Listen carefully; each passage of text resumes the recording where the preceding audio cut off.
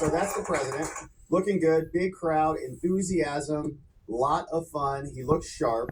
Now the problem is he can walk. It's not a problem for Trump. It's a problem for the Biden campaign and the Democrats. Joe Biden really has a little bit more of a difficult time with that, as you can see in this clip. So Alex Jones clipped this. The Post Millennial is resharing this. But when we were here on the stream, we were jipping off the C-SPAN feed, and so we didn't get to see some of the post B-roll footage, essentially, some of the post footage like we have here. And watch this compare and contrast, right? Watch how Trump just walks right off the stage, and watch how Dr. Jill Biden, who's going to be really the only person who's out there, I think, leading the campaign on behalf of Joe Biden, she walks and literally helps him. All right, so we'll kill that music, but here is the president. He's walking off the stage, and then the president is Jill Biden walks up there, and you're just helping him down. Come on, Joe. There you go. Good job. One more. There you go. Now we're off. You did a great job. And then they go and they shake hands with these two Democrat moderators. So we saw how that happened. So right there's Jill. Oh, it's great to see you. Thanks for covering up for him. Thanks for doing everything you can to play interference on all the tough questions. Good to see you. Trump's like, all right, later, losers. I got a plane to catch. I got a country to save. Doesn't even look at him. Okay? Look at that. Hey, are we done? All right. Later, losers. Just destroyed this entire arena. Jake Tapper, Dana Bash, they did their best to try to box him into something or try to create an opening that Biden can run through. But no, couldn't do it. So Trump just walks on out. Not even a side glance. Baby. What's up? So he walks out, then they're going to cart Joe back to go get some ice cream or whatever they need to do over there. So they also then did a little bit of a post rally. So they stopped at a Waffle House. Joe Biden had a couple of statements, and Jill Biden had a couple of statements. So she's kind of taken charge on this whole thing. And Dan Scavino shared this one, but wrote that Joe Biden was there with Dr. Jill, and listen to how she talks to him. You know when you talk to like an 8-year-old who maybe didn't win the game, but you finished the race, little Johnny. You did it. Yeah, you did it. You made it.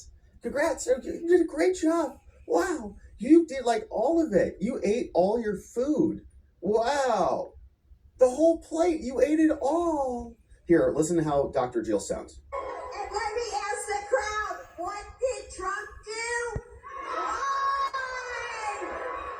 He said he's the only. Okay, so a little bit demented there. So we'll come back. I think I have another clip of Dr. Jill. So what he just, lied. So kind of demented. So we'll come back, which matches her husband. But we'll come back and listen to more of that one. But let me share some other clips of what happened last night with the president. So they took him out and about, and they were trying to, I think, create something else to talk about. They're like, just anything else that we can talk about other than this. So they showed up at a Waffle House. Dr. Jill is here with the president, alleged president.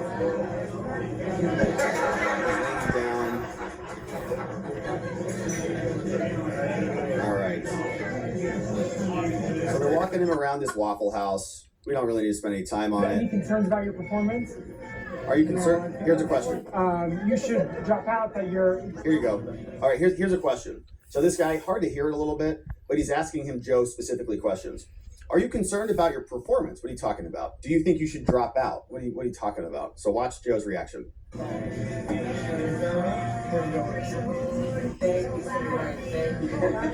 Mr. President, how did you think you performed tonight? I think you did well. Do you have any concerns? Democrats are concerned that you should drop out, that you're not fit for the job, your voice, your performance tonight. Do you have any concerns about your performance? No, it's hard to debate a lot. You know, 2049 days lied 26 times. Big lie. Are you suffering from a cold? Your campaign says that you're sick. Oh, did you hear that?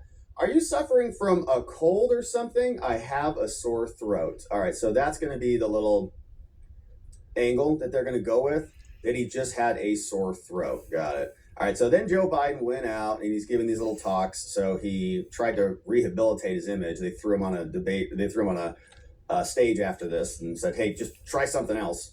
Except he's just a liar.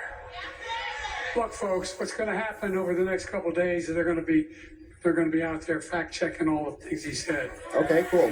We got one coming up. I can't think of one thing he said that was true. Okay, let's see. I'm not being facetious. But look, we're going to beat this guy. We need to beat this guy. I don't think so, dude. You might not even be on the top of the ticket there, brother. I need you in order to beat him. You're the people I'm running for. All right.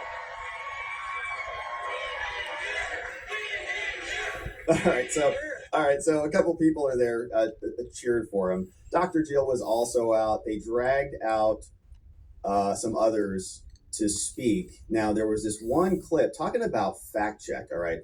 Joe Biden just came out and said, we told the truth.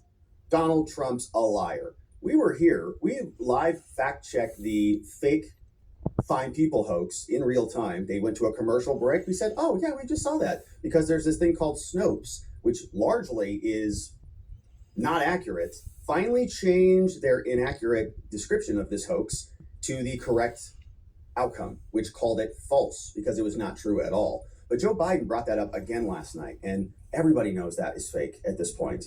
And he said that was the entire reason he ran. So I guess that makes his entire presidency illegitimate if he ran on false pretexts. Okay. So anyways, here's the fact check that actually came out. And man, this was brutal. It's 49 seconds. Shout out to Charlie Kirk for clipping this one.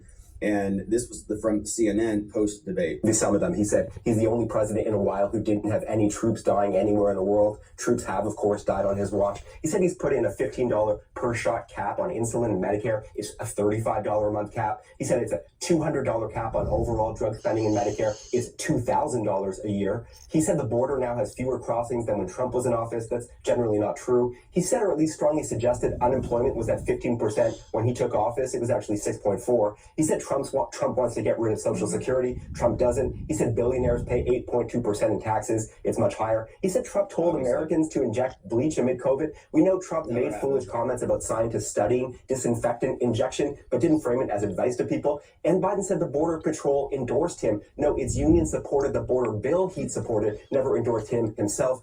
Brutal. All right, okay, so just brutal. Joe Biden's a giant liar, and everybody knows that. But he had to say those things because he couldn't say anything else. He didn't know what to say because he's not capable or competent. The polls came out basically immediately, and this was very curious. I mean, they had the knives already drawn, right? The swords were already out. As the debate got started, maybe they had their contingency plan already in place. If Joe Biden falls, this is the coverage. But it felt like somebody got a memo. There were text messages that went out or something. But boom, the results already out. It's like the debate just ended. You have results already? What the heck? Okay, so anyways, here is what they said on CNN, and this is about what we saw. Who won the debate? We asked debate watchers in our instant poll, and the answer is a resounding Donald Trump did. 67% of debate watchers in our poll say Donald Trump won the debate tonight. Joe Biden, 33% say he won the debate tonight. Now, this group of debate watchers, they told us who they thought would win the debate going into it before the debate, and take a look at how that changed over time.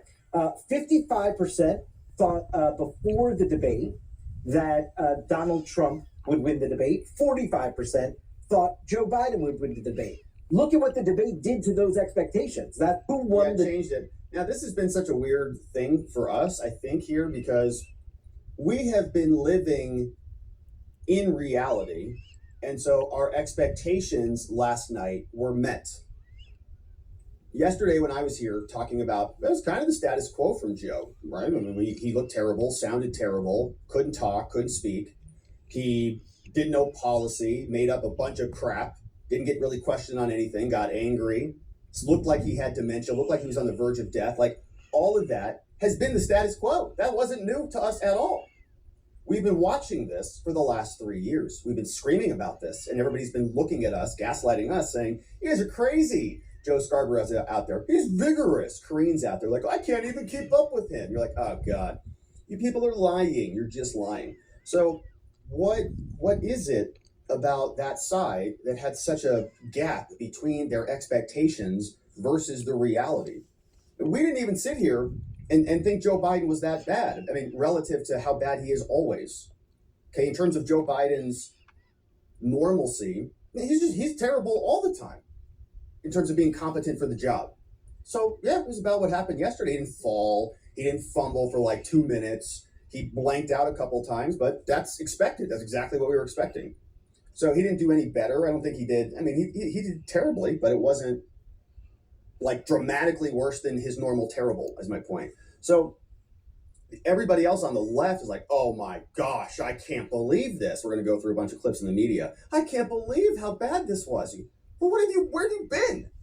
Have you been paying attention at all?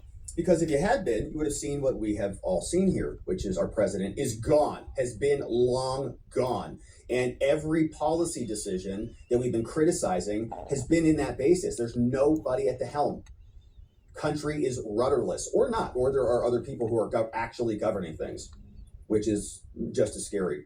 So, all right, that is what CNN said. Now, I got some other clips. We're going to hit some of these media reactions because it's the normal people we watch here, but they're all melting down. We've got Kellyanne Conway. We've got Rachel Maddow. All right, here's Rachel. We're going to try to keep these short because I know we can only tolerate so much of these people. But this is Rachel Maddow last night. Brian Stelter is saying, Biden just killed that crowd at the watch party, right? Rachel Maddow's super excited. Well, where was he? Where was that guy? This has just been I mean, you heard his voice and his energy there and his cadence there.